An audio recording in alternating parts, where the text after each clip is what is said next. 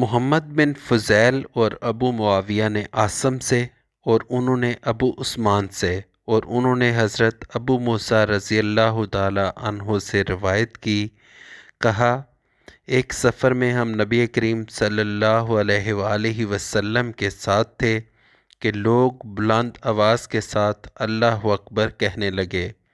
نبی کریم صلی اللہ علیہ وآلہ وسلم نے فرمایا، اے لوگو، اپنی جانوں پر نرمی کرو، تم نہ کسی بہرے کو پکار رہے ہو نہ غائب کو، تم اس کو پکار رہے ہو جو ہر وقت خوب سننے والا ہے، قریب ہے اور تمہارے ساتھ ہے۔ اس وقت میں آپ صلی اللہ علیہ وآلہ وسلم کے پیچھے تھا اور یہ کہہ رہا تھا، لا حول ولا قوت الا باللہ، گناہوں سے بچنے اور نیکی کی قوت صرف اور صرف اللہ سے ملتی ہے۔